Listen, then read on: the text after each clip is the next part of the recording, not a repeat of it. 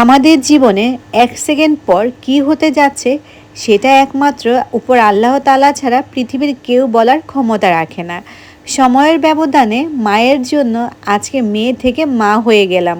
আজকের ব্লগে দেখাবো তোমাদেরকে আম্মু অসুস্থ হওয়ার কারণে আম্মুর খাবারের মধ্যে কি চেঞ্জ এনেছি আমি এবং কোনটার কি উপকারিতা রয়েছে।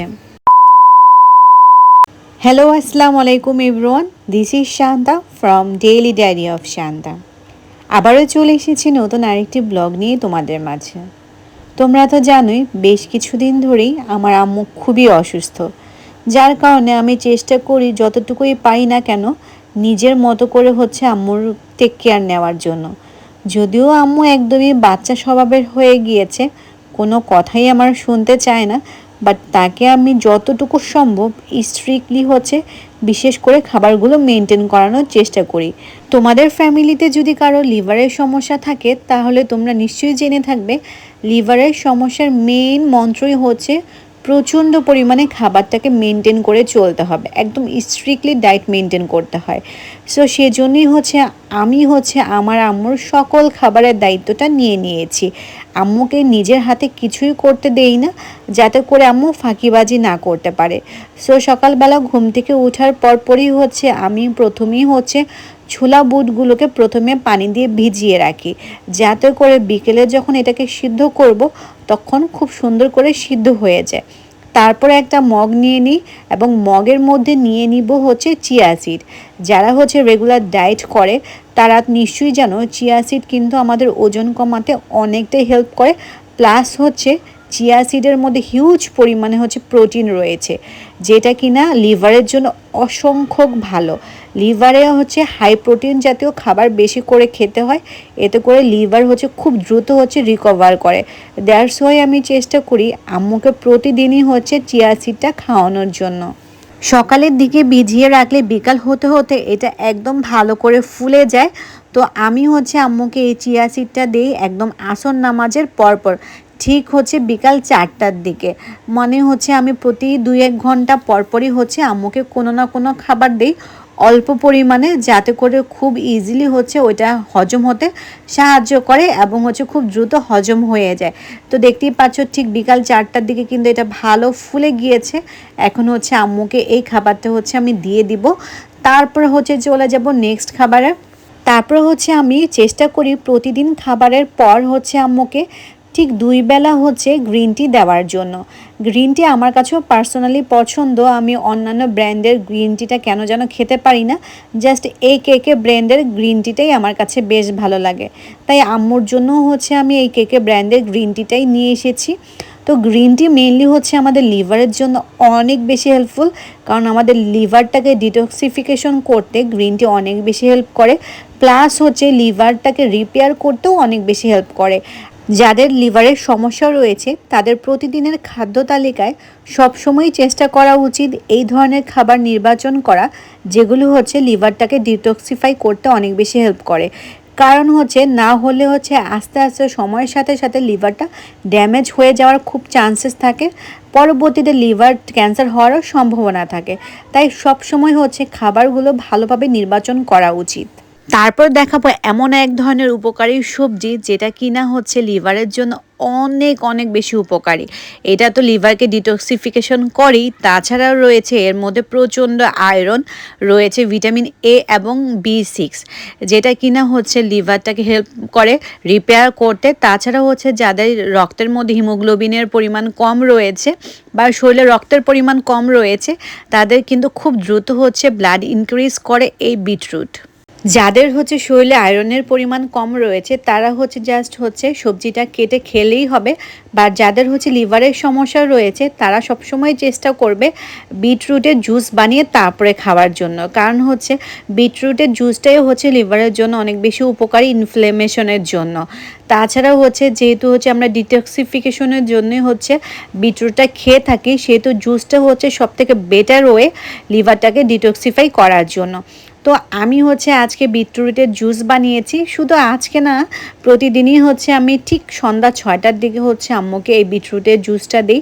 আর সাথে দিয়ে থাকি তোমাদেরকে যে দেখিয়েছিলাম যে ছোলা বুটটা হচ্ছে আমি সকালের দিকে হচ্ছে ভিজিয়ে রেখেছিলাম, সেই ছোলা বুটটাই হচ্ছে আমি আসর নামাজ পড়ার সময় সিদ্ধ করতে বসিয়ে দিই।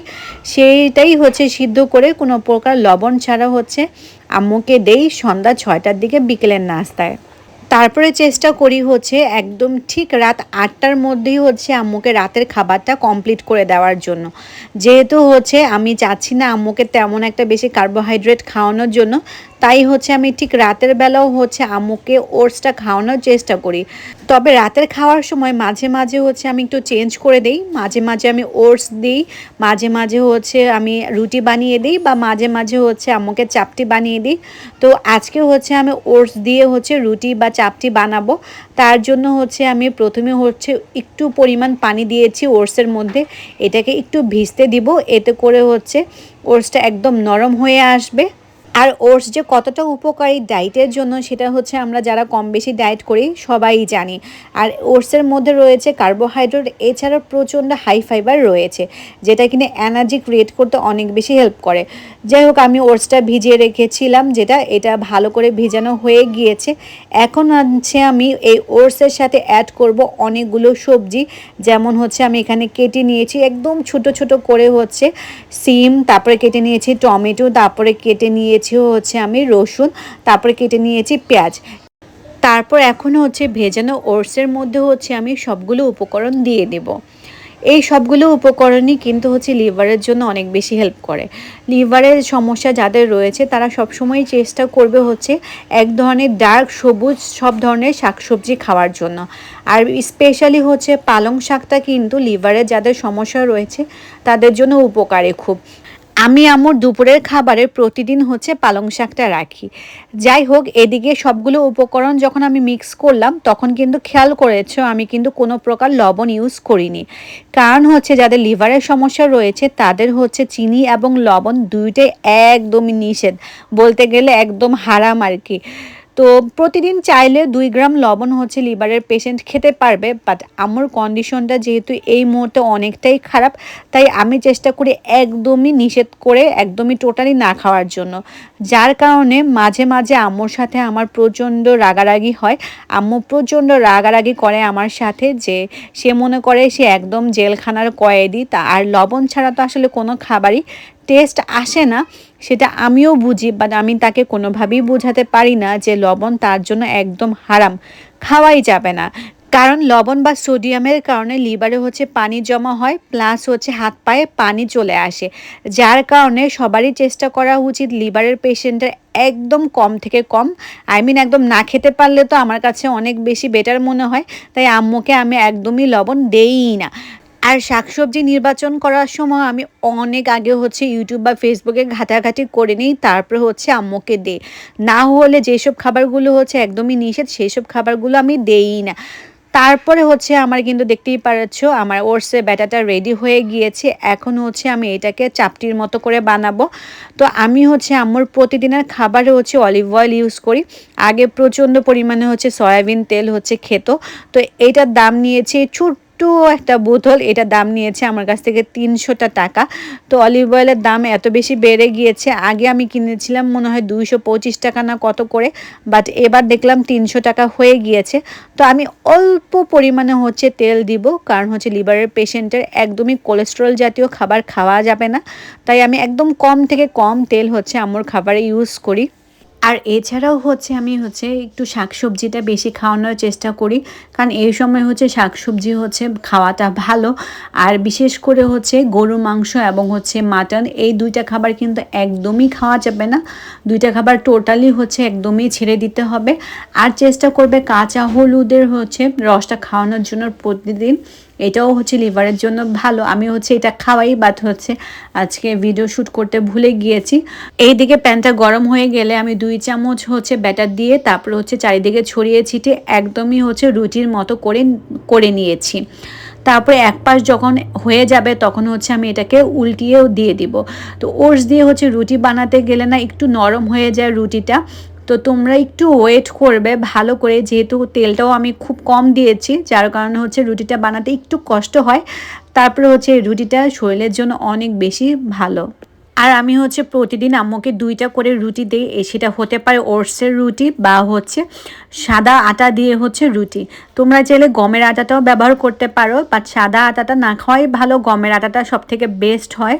মা অসুস্থ হয়ে গেলে সন্তানের যে আসলে কত ধরনের চিন্তা কাজ করে, কত রাত যে ঘুম আসে না চিন্তায়, যে আমি কি করলে আমার মা সুস্থ হয়ে যাবে, কি করলে আমার মা আগের মতো হয়ে যাবে, সেটা একমাত্র সন্তানরাই বলতে পারবে। এই ফিলিংসটা আসলে পৃথিবীর কেউই বুঝতে পারবে না।